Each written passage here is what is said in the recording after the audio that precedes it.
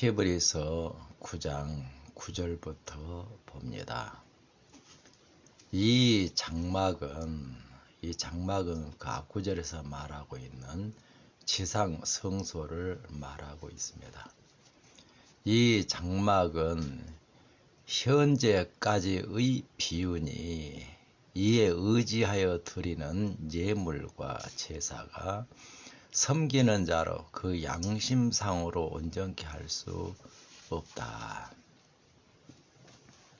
이 지상성소는 비유라고 말씀을 합니다.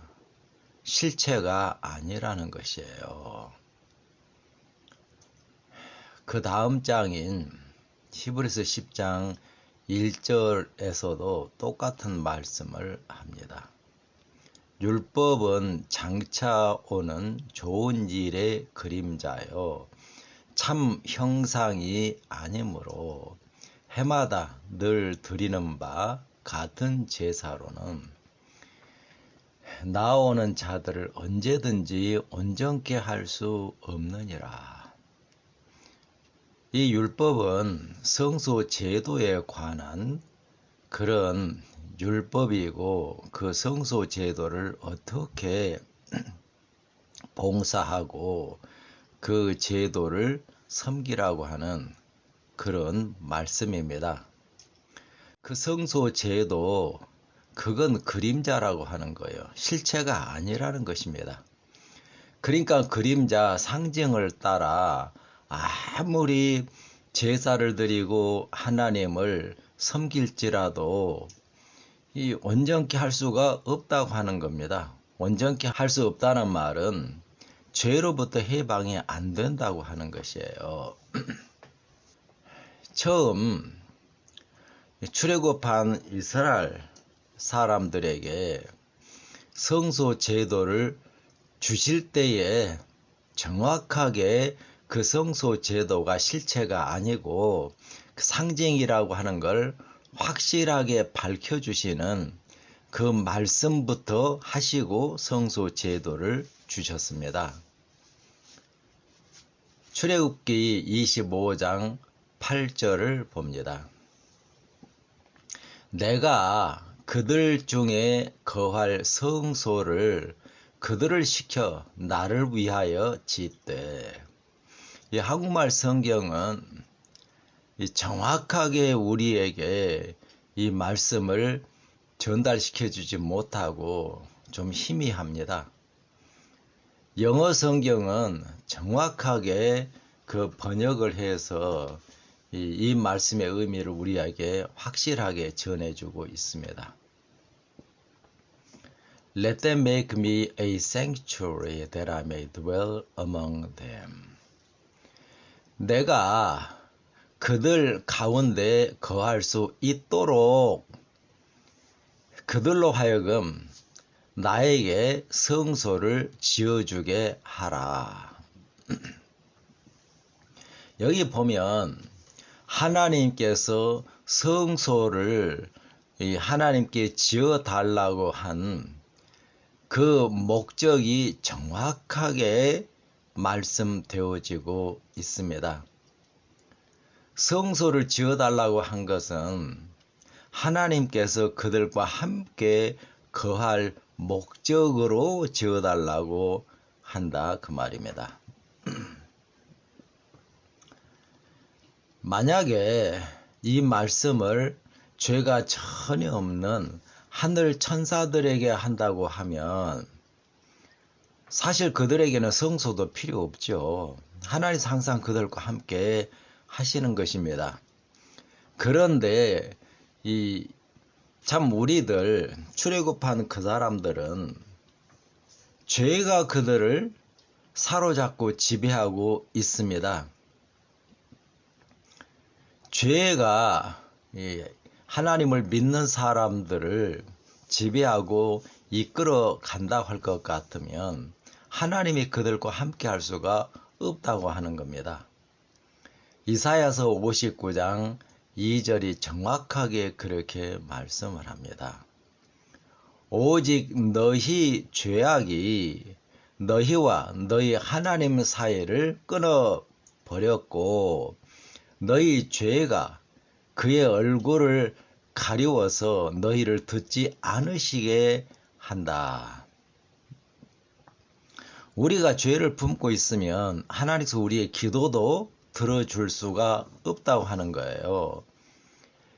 죄를 가지고 있는 사람과 하나님이 함께 할 수가 없다고 하는 겁니다. 그러기 때문에 성소를 지어달라고 하는 거예요. 왜냐하면 이 성소를 지어달라고 하는 건 성소가 있어야 하나님이 그 성소를 통해서 하나님을 믿는 사람들과 함께 할 수 있기 때문이다. 그런 말이에요. 하나님이 하나님을 믿는 사람들과 함께 거하려고 하면 방법은 한 가지밖에 없습니다. 하나님의 백성과 하나님 사이를 끊어버리는 것은 죄가 그렇게 한다고 하는 겁니다.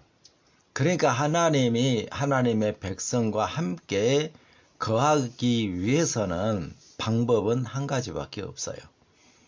하나님의 백성의 마음속에 있는 그 죄를 완전히 해결해야만, 그래야만 하나님께서 그들과 함께 할 수가 있다고 하는 겁니다. 죄가 해결되지 아니하면 하나님께서는 아무리 하나님을 믿는 사람이라 할지라도 그들과 함께 할 수가 없습니다. 우리는 이 구절을 읽을 때에 하나님께서 이 성소라는 건물, 그 건물을 지어놓고 그 건물을 통해서 출애굽한 이스라엘 사람들과 40년 동안 함께 한다는 그런 의미다. 그렇게 이 구절을 이해하고 넘어가 버립니다. 그런 의미가 절대로 될 수 없습니다. 왜냐하면 성소를 지어서 하나님께 바칠 때까지 출애굽한 사람들이 1년간 광야에서 살고 있었어요. 그들에게 성소를 지어달라고 한 게 이스라엘 사람들을 출애굽시켜서 시내산으로 데리고 오시고 그들과 언약을 체결하고 그리고 그 언약을 이루어주는 그런 하나님의 복음으로 성소 제도를 주신 것인데, 사실 그렇게 하기까지 1년이 걸렸어요. 그럼 1년 동안 하나님께서 그들과 함께 하지 않았느냐? 아니요. 구름 기둥과 불 기둥 가운데서 이스라엘 사람들과 함께 하셨습니다. 그런데 그 구름 기둥과 불 기둥 가운데에서 그들 가운데에 거하신 것은 그들의 죄가 전혀 해결되지 못하고 그들과 함께 거할 수가 없었다고 하는 거예요. 성소도 똑같은 그런 이 일을 하는 것으로 이스라엘 사람들이 그렇게 이해를 한 거예요. 그래서 하나님께서 이 상징으로 그림자로 주신 그 성소 제도만을 따라서 온 힘을 다해 하나님을 섬기고 하나님을 따라갔는데, 문제는 그 성소 제도 그것만을 아무리 따라서 글자 그대로 하나님의 그 말씀을 따라 성소 봉사를 하고 이 제물을 가지고 와서 제사를 드릴지라도 그 소리 속에 있는 죄가 전혀 해결되지를 못했습니다. 그렇게 하는 건 하나님이 구름기둥과 불기둥 가운데에서 그들 가운데에서 계시는 그런 것과 똑같아요. 바로 그러한 그들에게 언약을 세워주시고 그 언약이 너희가 나의 말씀, 나의 계명 그걸 온전히 지키면 나는 너희의 하나님이 되고 너희는 나의 백성이 될 것이다. 너희가 구원받을 것이다. 그게 하나님께서 이스라엘 사람들과 세운 언약이에요. 그 언약이 이루어지려고 하면 하나님의 백성들이 하나님의 계명과 하나님의 율법, 하나님의 말씀을 온전히 순종하여 따라 사는 그런 사람들이 되어야 된다고 하는 것입니다. 다시 말하면 죄를 완전히 이기는 사람이다, 그런 말이에요.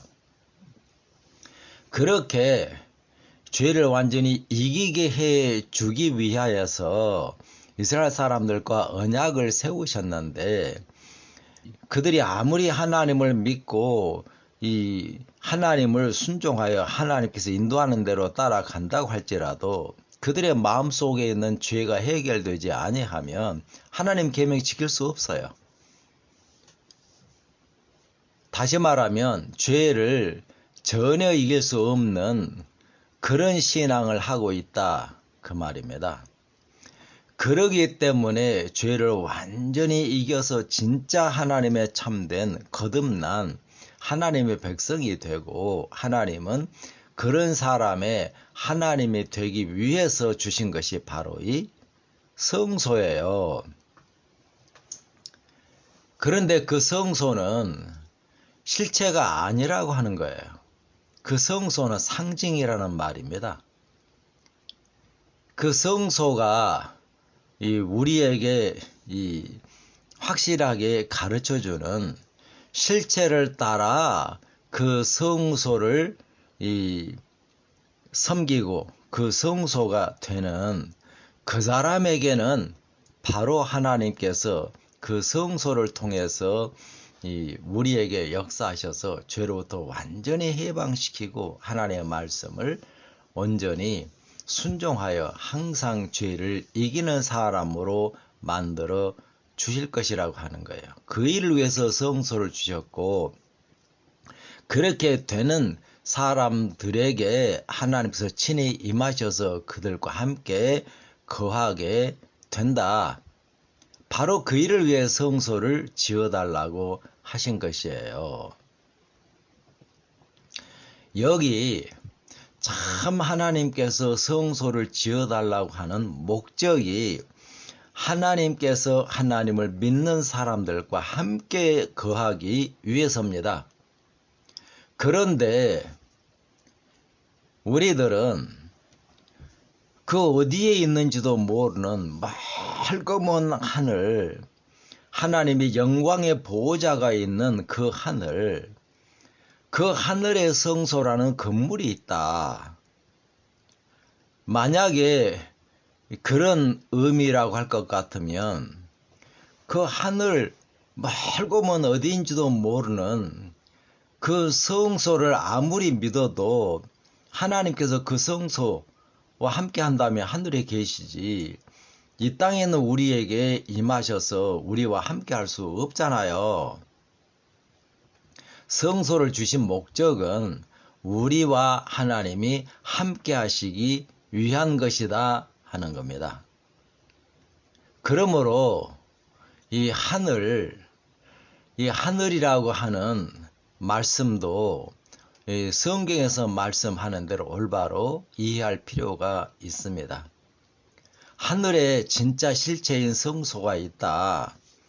그 성소를 통해서 하나님이 친히 우리와 함께 할 수 있다. 그렇다고 하면 그 하늘에 있는 그 성소도 우리에게 내려와 있어야 되고, 우리에게 그 성소가 이루어져야만 합니다. 그러니까 그 영광의 보호자가 있는 그 하늘의 성소가 있을 수가 없다고 하는 것이에요. 자, 히브리서 9장 10절을 봅니다.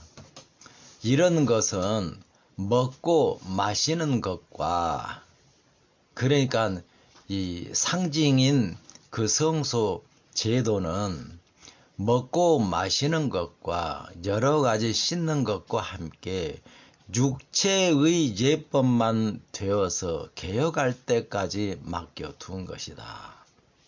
하나님께서 이스라엘 백성들에게 성소 제도를 주신 것은 그 성소 제도 그걸 그대로 그대로 따라서 하나님을 섬길 때에 그들과 함께 할 수 있고 그들을 참으로 죄에서 완전히 구원할 수 있는 그런 것으로 준 게 아니란 말이에요. 그 성소, 이 제도, 그 이스라엘 사람들이 섬겼던 그 이스라엘 예루살렘 성전, 모세가 지은 그 성소, 그것은 상징이라고 하는 거예요. 실제가 아니라고 하는 겁니다. 그런데 그 상징이 실체라고 믿고 있으면서 그 성소에서, 성소 제도에서 하라고 하는 그대로 한다고 하면 그것은 먹고 마시고 여러 가지 씻고 육체를 정결케 하는 그런 예법만 된다고 하는 것입니다. 육체를 아무리 정결하게 해봤자 죄가 전혀 해결되지를 않는다고 하는 거예요. 죄는 육체에 있지 않습니다. 죄는 우리의 마음판에 새겨져 있어요. 우리 마음 안에 죄가 있다는 말입니다. 그러니까 그 죄를 해결하려고 하면 우리 육체를 아무리 깨끗하게 하고 우리 육체에 피를 뿌리고 아무 소용없어요. 죄는 우리의 마음판에 새겨져 있고 우리의 마음에 있기 때문에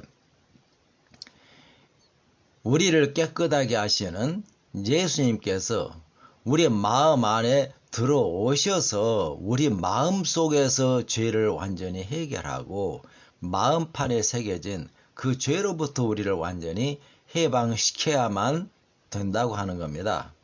그게 진짜 성소의 실체예요. 그러기 때문에 육체만을 깨끗하게 하는 그건 성소를 주신 목적이 아니에요.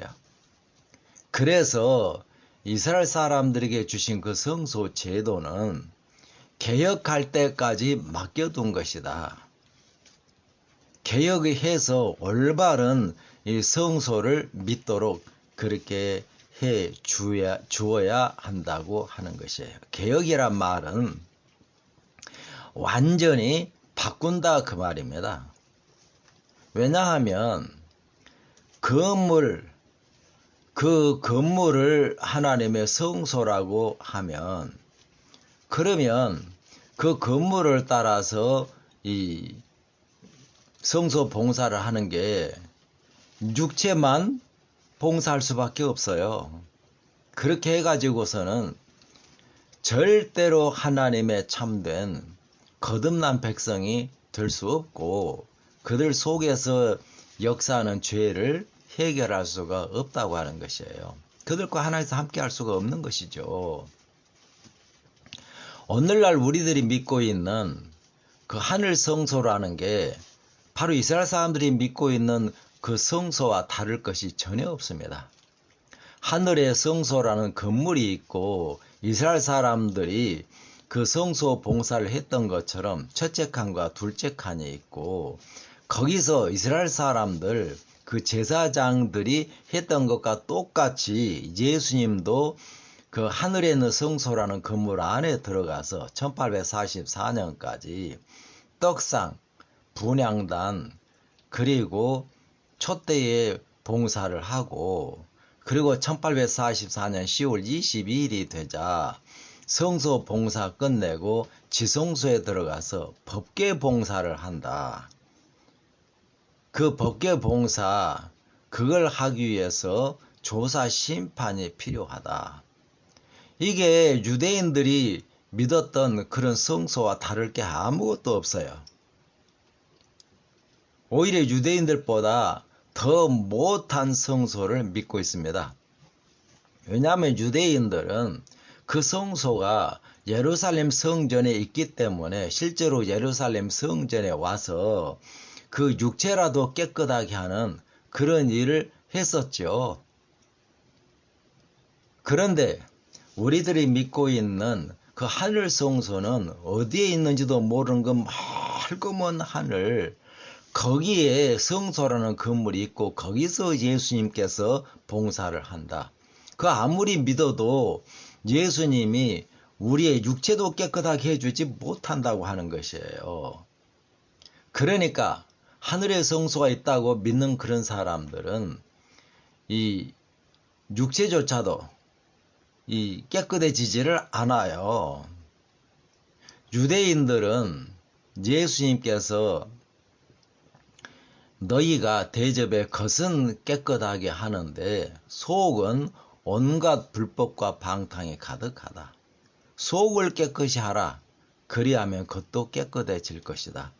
이게 예수님께서 세우시는 그런 복음이었습니다. 그런데 유대인들은 대접의 겉은 늘 깨끗하게 했어요. 다시 말하면 자기의 외적인 그런 이 육체, 그건 참으로 깨끗하게 하는 그런 신앙을 했다고 하는 것입니다. 그러니까 유대인들이 그렇게 신앙하는 바리새인들, 지도자들을 참으로 거룩한 사람으로 믿고, 심지어 예수님이 오셔서 전혀 다른 신앙, 마음을 깨끗하게 하는 그런 복음을 전하는데도 예수님보다 오히려 자기들의 지도자를 더 믿었습니다. 왜냐하면 겉으로는 이 거룩하게 보였기 때문입니다. 그런데 하늘의 성소라는 건물이 있다고 그렇게 믿는 사람들은 예수님이 그 하늘 성소 건물에서 아무리 봉사해도 그게 우리에게는 아무 소용없는 거예요. 그 하늘에 봉사하는데 그 예수님이 우리 속에 우리에게 와서 무슨 일을 할 수 있어요? 그러니까 우리는 유대인들보다 훨씬 더 못한 그런 신앙을 하고 있다고 하는 것입니다.